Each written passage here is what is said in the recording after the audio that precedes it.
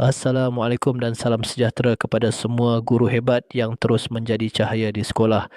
Hari ini kita memasuki episod ke-19 dalam siri 100 motivasi guru dan tajuk kita kali ini nampak ringkas tetapi kesannya sangat besar dalam kehidupan murid, iaitu satu senyuman guru mengubah mood murid.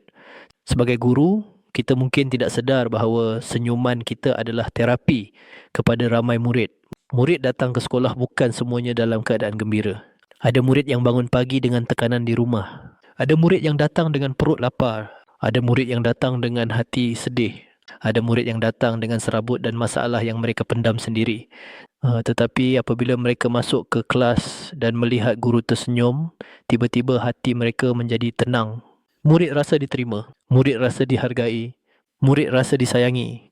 Kadang-kadang murid tidak perlukan motivasi panjang. Kadang-kadang mereka tidak perlukan kata-kata yang hebat. Kadang-kadang mereka hanya perlukan senyuman seorang guru untuk mengubah hari mereka. Senyuman guru bukan hanya ekspresi muka, ia adalah message. Message bahawa guru ada untuk mereka. Message bahawa kelas ini selamat untuk mereka. Message bahawa mereka penting dan disambut dengan baik. Guru yang tersenyum sebenarnya sedang membina hubungan. Senyuman membuka pintu hati murid. Senyuman memudahkan pengajaran. Senyuman meruntuhkan jarak antara guru dan murid. Senyuman memberi kekuatan kepada murid untuk fokus, belajar dan percaya pada diri sendiri. Ingatlah, seorang murid mungkin lupa apa yang kita ajar, tetapi mereka pasti ingat bagaimana mereka rasa bila melihat guru mereka. Dalam dunia hari ini, ramai murid bertarung dengan emosi, tekanan dan rasa rendah diri. Dan kadang-kadang senyuman guru adalah satu-satunya sinar yang mereka dapat pada hari itu.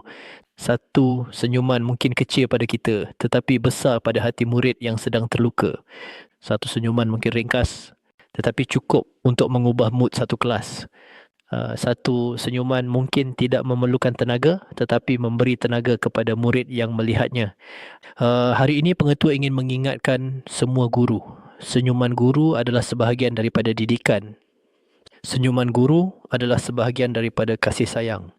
Senyuman guru adalah sebahagian daripada motivasi. Teruskan tersenyum walaupun penat. Teruskan tersenyum walaupun cabaran datang.